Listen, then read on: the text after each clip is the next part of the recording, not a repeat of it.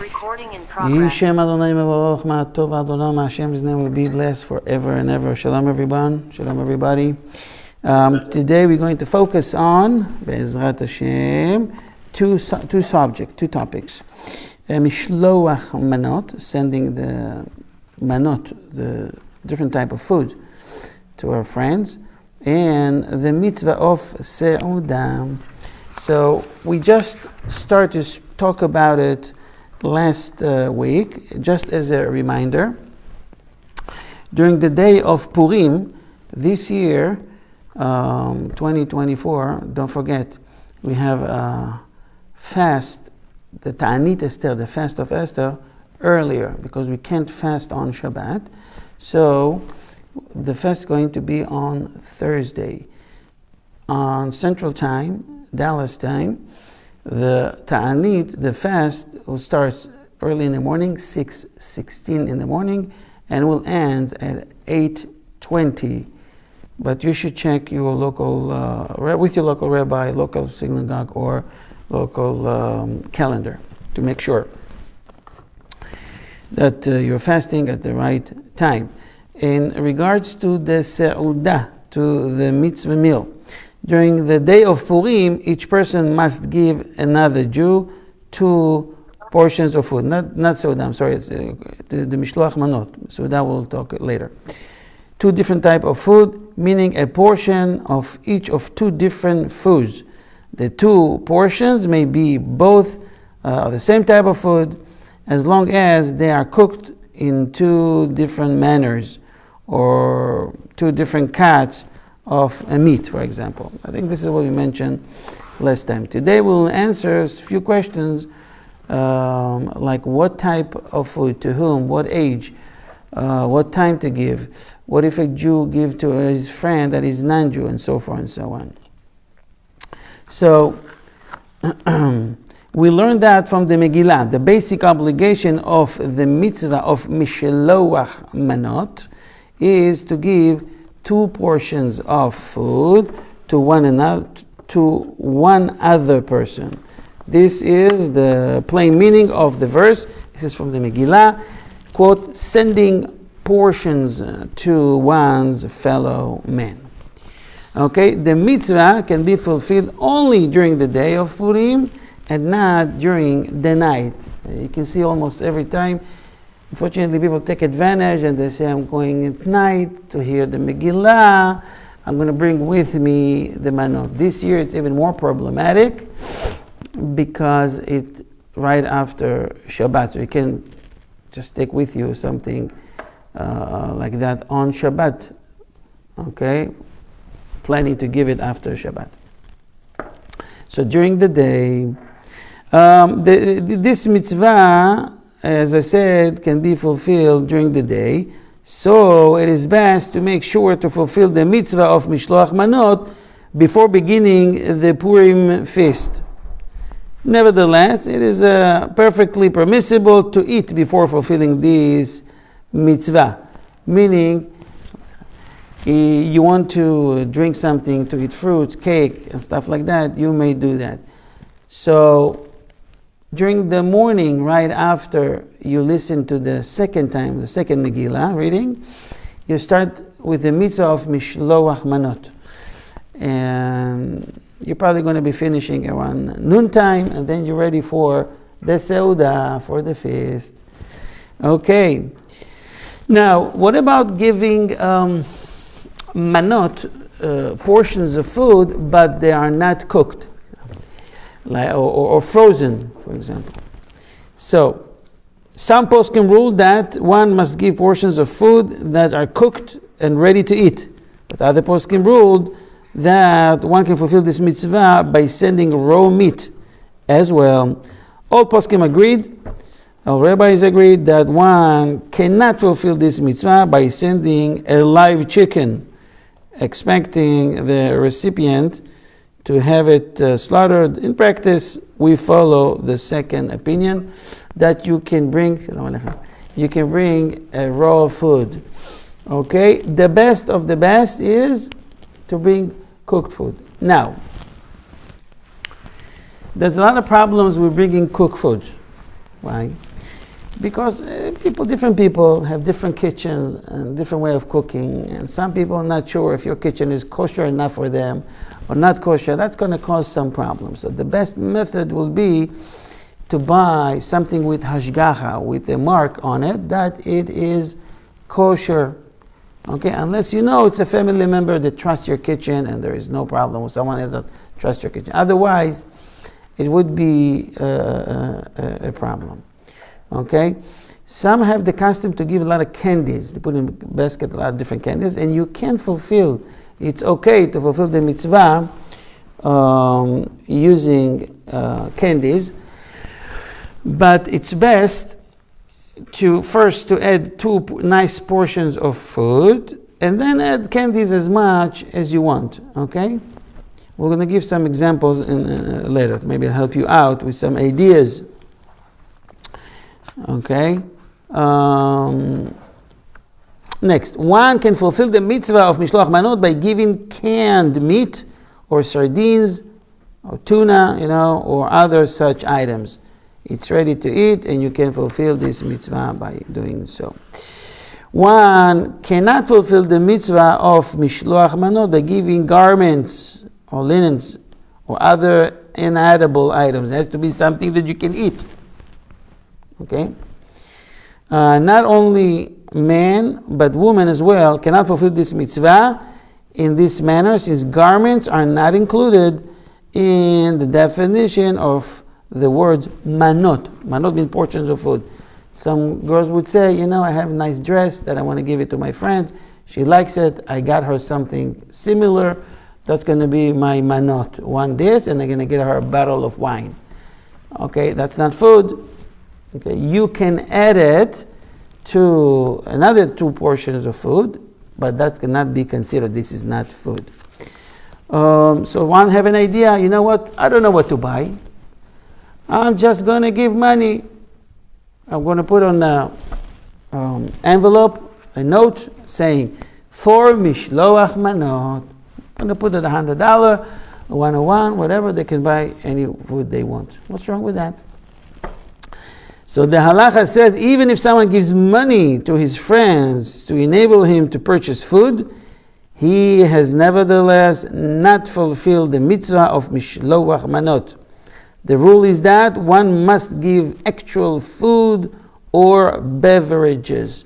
In regards to beverages, yes, you can give 2 different beverages or a solid food with beverage, but some poskim rule that beverages might not be considered as a food, no food. So my suggestion is always bring 2 solid food, and then you can add whatever you want.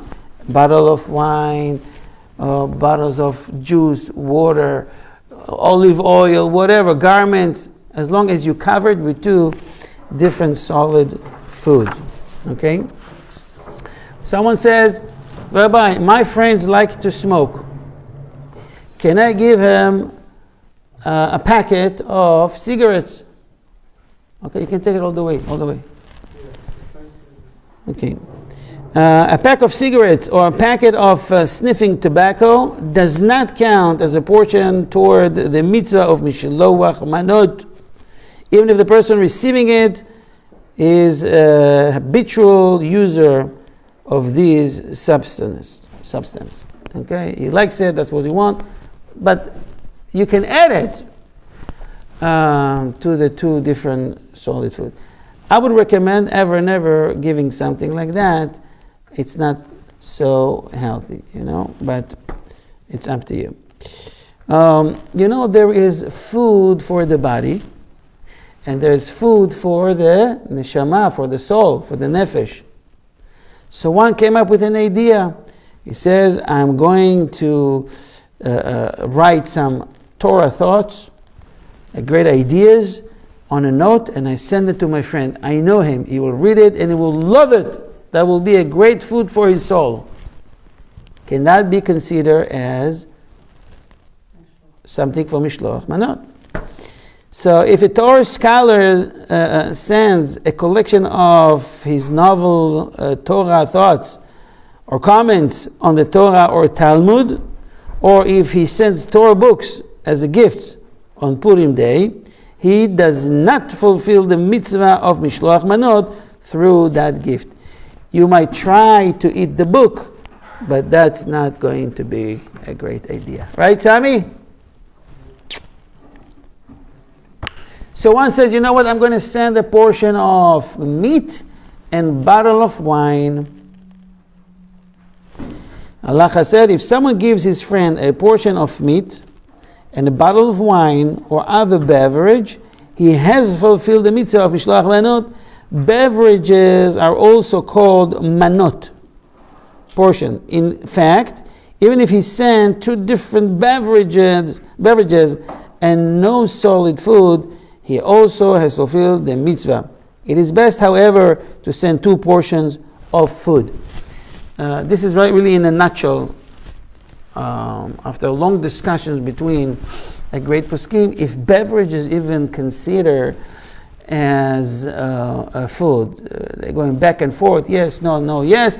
Some hold that it's not. Some hold that it's yes. The majority says it's yes. So, if you want to be on the safe side, 2 solid food and add a wine. Okay? Any questions so far?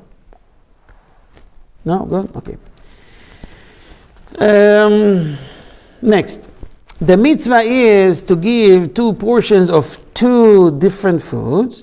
One cannot fulfill the mitzvah by giving 2 portions of the same food, even if one gives them in separate dishes. So let's say they have a cake. Okay, so he's made the same 2 cakes, same material, or slice it to half and give you in 2 containers. Here, there's 2 manot. You look at it, there's 2 manot, 2 portions, but it's the same food. In order to make someone happy, you give him a variety, right? But this is a variety of the same one. So, and we're talking about minimum required. Obviously, when you give a friend Mishloach Manot, you put more than 2 different foods, right? One can give 2 cuts of meat even if they are parts of the same animal, since they have different flavors and texture. Make sense? One can be shank, the other one can be brisket. Could be for the same one, it's no problem. This is certainly so if one gives the cuts of meat while they are still raw, since they can be cooked into 2 different dishes altogether. Okay, any questions? Okay, next. Several Achronim, rabbis in our generations, ruled that a fish dipped into egg and then fried has the status of only one food. And if someone gives it as a Mishloach Manot, he should add another food to his gift in order to fulfill the mitzvah. Likewise, if someone gives a pastry filled with meat, like, I don't know, burecas, empanada, something like that, right? Makes sense, right? If he gives delicacy made of fried dough filled with chickpeas or other such filling, like I mentioned, burecas, for example, it counts as one food only. So, but there's meat inside the empanada, right? It's like baked, and inside they have meat. It's no, it's considered one portion. Nevertheless, there's 2 different type of food mixed together. And you should add some other food to fulfill the mitzvah of Mishloach Manot. Okay. Asholeach pat. Next. One can fulfill this mitzvah by giving bread and cooked food. They are considered to be 2 manot.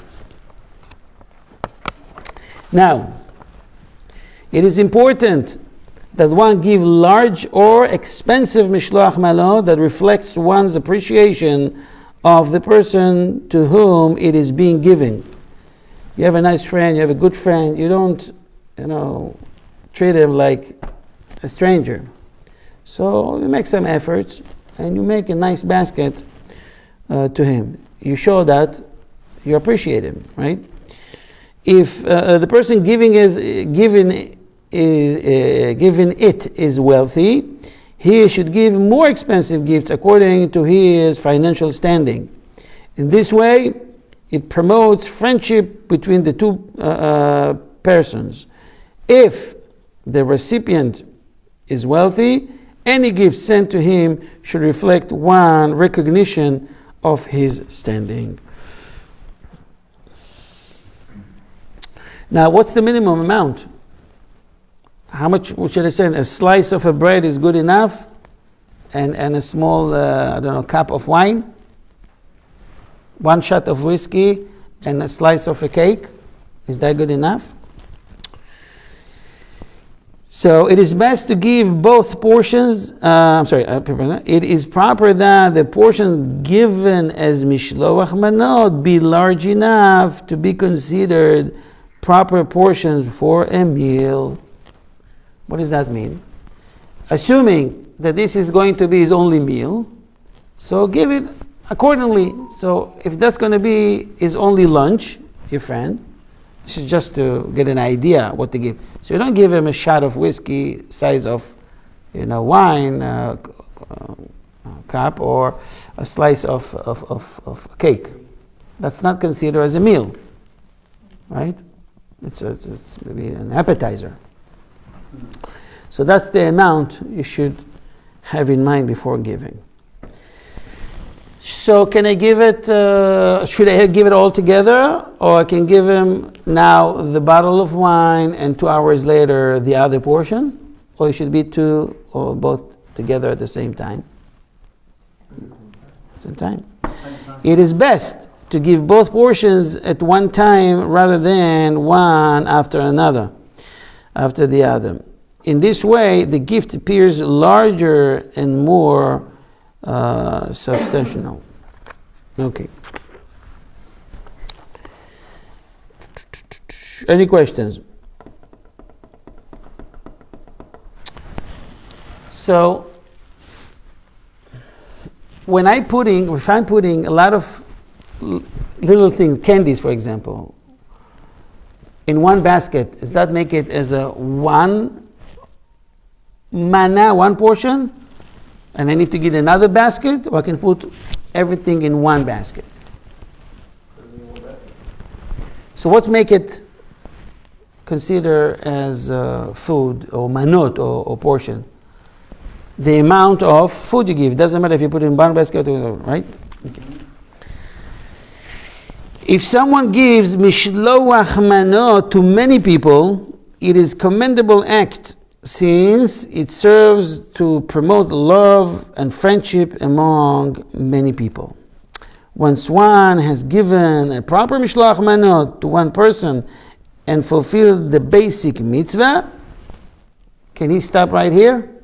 Obviously, according to the halacha, it is no longer necessary to fulfill all the details of the mitzvah when giving to other people. What does that mean? I've already fulfilled the mitzvah by giving to one friend. Mishloach manot, it says, Mishloach manot ish lere'eu, one to his fellow friend. I did it once. Now I can give to whoever I want, as much as I want, whatever I want, because I fulfilled the mitzvah. But that might cause the problem. What's the problem? People that will receive it, they don't know that you already fulfilled the mitzvah. They look at your basket and say, I didn't know they could do so and so. And they will consider what you're giving as mishloach manot. It might not be following the halacha. So even if you give to more than one person, which most people do, make sure to give according to the halacha. So, okay? Okay? Giving to more people is an extension of the mitzvah, but it is not bound by the rules that pertain to the basic mitzvah. So one says, Rabbi, hold on, I have a question. What's your question? The mitzvah says in the Megillah, one should send a portion, ish man, lere'eu, to his fellow friend. I want to give to my Rabbi. He's considered my friend. I call my Rabbi my friend. So, meaning, I can give him a mishloach manot. If someone gives mishloach manot to his Torah mentor, he fulfilled the mitzvah. His Torah mentor is included in the category of, quote, one's fellow man. So that this gift fulfills the verse of, quote, each person sending portions to his fellow man. Beside this, one fulfills the mitzvah of honoring a Torah personality at the same time. If one sends one mentor a substantial gift, likewise, if a person gives mishloach manot to his own disciple, he fulfills the mitzvah. So the Rabbi can give to his student, and the student can give the Rabbi. There is no problem. Okay, giving to a friend. What about giving my father? Or father gives to his son, a mother to his daughter, and vice versa? Is considered my friend? So the halacha says, a person can fulfill the mitzvah of mishloach manot by giving it to his father or to his son. Wow, I have okay. There is a very famous sentence saying, Kol Israel Chaverim.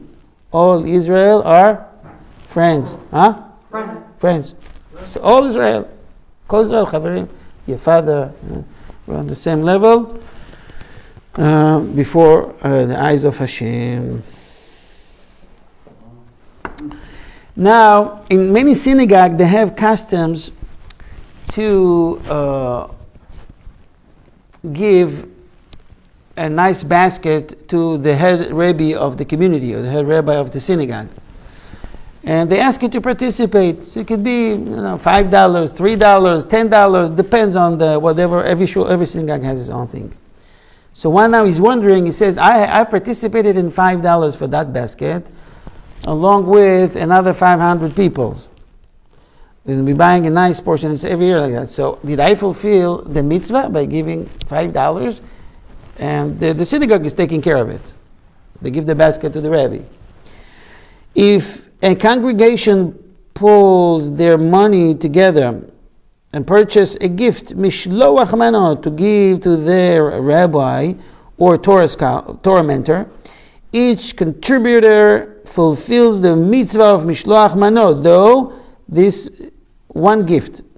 Even if some members contribute a small amount that will not have sufficed to the purchased 2 portions of food. With $5 you can buy 2 portions, right? It's almost nothing. Let's say they ask for $3 to make it more clear. They nevertheless have fulfilled the mitzvah since they joined the others in presenting a fine mishloach manot that was appreciated by the rabbi.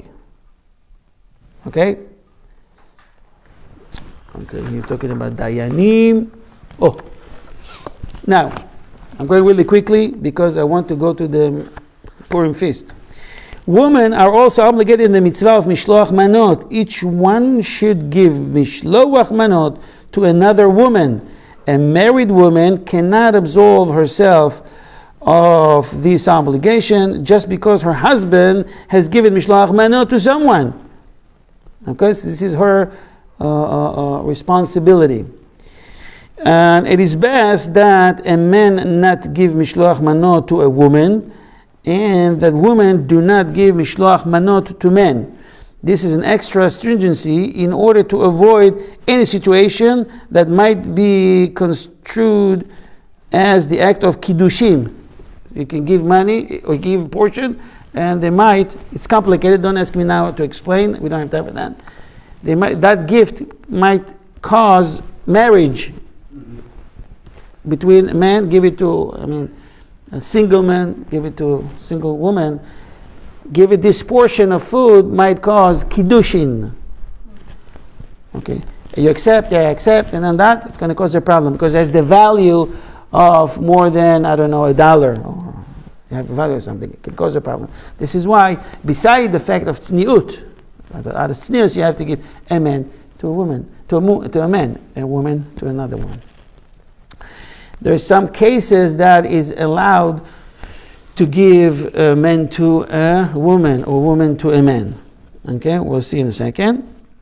So we don't have a safek kiddushin, a problem with kiddushin. Men should give to men and women should give to women. When it is necessary, however, it is permissible even for a man to give mishloach manot to a woman. They go to an elderly place. There's nobody taking care of these old elderly people. So you can give to that woman there, and a woman can give to a man. Okay? This is especially so if she is a poor woman who needs this assistance from both a financial and emotional standpoint. Okay? This is the trait for which Job prided himself, stating in Job 29:13, I gladden the heart of the widow. He did a great mitzvot. Job was a tzaddik. You know, Job was not Jewish. You know that. Still considered a tzaddik. By the way, talking about Jewish or non-Jewish, what about giving to... Oh, I have it here, right, actually. Okay. From what age you have the obligation to give mishloach manot? What age? You're obligated. So boys over the age of 13 and girls over the age of 12 are obligated the mitzvah of mishloach manot, even though they are dependent financially on their parents. It is proper to train younger children to perform this mitzvah as well once they have reached the age of chinuch. I have my daughter's giving already, once give to 15 friends and the other one gave to 20 something. Yes. One says, listen, my neighbor is my buddy, is my best friend, but he's not Jewish. We're good friends. You know, we're helping each other all the time. He's a tzaddik, he's no chayt. I want to give it to him. Mishloach manot. Did I fulfill the mitzvah by giving so? Or the non-Jew wants to give. It happens all the time. So the halacha is as follows.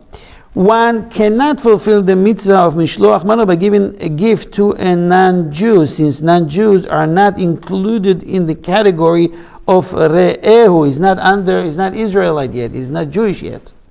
Okay. One's pair. Although the Torah used the term re'ehu when God commanded the people of Israel to borrow gold and silver from their Egyptian acquaintances, that was before the Torah was given. Once the people of Israel received the Torah, however, they stand apart and above the status of all other nations. Okay, so obviously you can give him gifts, that's no problem, but you didn't fulfill the mitzvah. And if he gives you, and it happens all the time, every year, also I'm getting from non-Jews, mishloach manot, they don't have the obligation to give mishloach manot. Do they get a mitzvah? Yes, a mitzvah of kindness. They do a mitzvah of kindness, obviously. But they don't need to do mishloach manot. For them, it's not a mitzvah, unless you're Jewish. Make sense?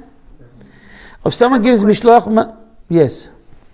So, with me being in this role of in the process of converting, if I receive mishloach manot from someone else, do I need to tell them that it doesn't count? For the mitzvah, because I'm not technically Jewish yet, or how does that work? That's a good point. I was getting into it, but since you asked, if they know you in the community, you don't need to worry about it. But if they don't know you, if you mention that, it will be a great thing. They still do a mitzvah, and the other question is, what if a convert in the process wants to give? So we are encouraging them to give, because you got to practice. Next year you may be Jewish already, or next month. So there's still your mitzvah is chesed, it's kindness. But next time when you become a Jew, you fulfill the mitzvah of mishloach manot, and it definitely needs to give. If someone gives mishloach manot to a completely not observant Jew who is educated in Judaism and yet desecrate the Shabbat publicly, he has not fulfilled the mitzvah. That person has the status of a non-Jew. You hear that? A Jew considered a non-Jew. Why? Because he is breaking the Shabbat publicly. Doesn't keep Shabbat. Like another Jew, non-Jew. They're breaking Shabbat. They're not keeping Shabbat. If this person had never been educated to be observant and is not is in the category of Tinok Sheshba. So there's another secular person, it just doesn't know. It's not someone that he educated, he knows what's Shabbat. He never heard about it, he doesn't know what it means. That thing is just another day on the week. Then if someone gives him, this guy that doesn't know anything, Mishloach Manot, he has fulfilled the mitzvah. The proper way to perform this mitzvah, however, is to give Mishloach Manot to an observant, God-fearing Jew. The responsa, Penemevin, the Torah scholar. Okay, so he says that give to be on the safe side, you need one person to give the portion. Choose one that you know for sure is good. Then give to any other people you want. Make sense? Good. Okay, I have to skip. Let me see really quickly. Even poor, even a destitute person who depends on charity for his own sustenance, he nevertheless obligated of the mishloach manot. If you send it by delivery guy, you don't have to check if it's there or not there. They're going to do their job. If you're sending with a little kid, you have to check because he might edit on the way or give it to the wrong address, which happens all the time also. You know how many times people give a cake they baked in the morning and at the end of the day get back to them from someone that they don't even know. People just giving the same. Okay.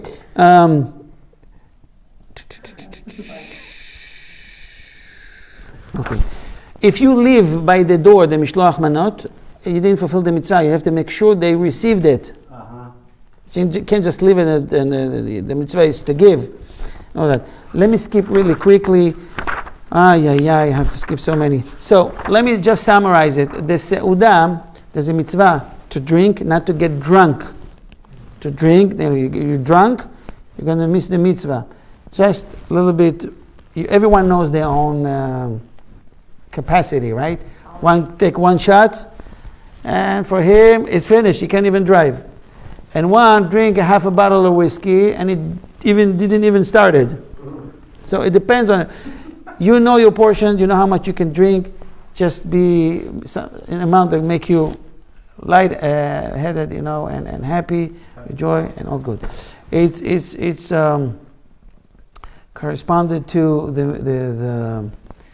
the great miracles that we have in the Mishteh, in the feast with Esther and the king and Haman. The scene was started in the beginning of the Megillah when the Jews participated in a forbidden party. Nevertheless, they were served kosher food. And Mordechai himself was there, a waiter, to make sure that it's kosher. But they participated in a party that was not suitable for them. And that caused all these decree. Later on, due to the wine party that Esther did, she rectified for the sin they made. Okay? So, to commemorate that, we drink wine. They want to kill our body, right? Not the spirit, like in times of Hanukkah. The religion in times of Hanukkah. The body itself. So what benefit the body? Food. Solid food. This is another reason why we're eating food. In Hanukkah, on the contrary, there is no mitzvah to do seudah in particular. Just the candles outside, spirituality and all that. Here, there's a mitzvah to do seudah. Yes, if you do in Hanukkah seudah and you do the words of Torah, it turns to be a mitzvah. Seudah mitzvah. But here we have a mitzvah to do seudah. It's required by the halacha. Okay? I have to go in 1 minute. We have davening. Any questions? I think I summarized it really quickly, and I think now you know what to give, to whom to give, and how much to give. Not all the portion has to be the same. Wine you give to a good friend a nice thing, and the other one. Questions, quickly. Will you give the Mishloach on Sunday this year? You give it on this year, 2024, on Sunday. After reading the Megillah, okay, you give Mishloach Manot, and then you do the Seudah. Our sages institute that, so people won't do Seudah, and they get drink, they fall on the bed, and they forget, they didn't do the mitzvot, mishloach manot. So this is why they set it up, morning prayers, reading the Megillah, going home, preparing with the mishloach manot for an hour or two or whatever, and then coming back home, getting ready for Seudah. Seudah you can do through the whole day. You can do it lunchtime, after lunchtime, before sunset. It'll be too late.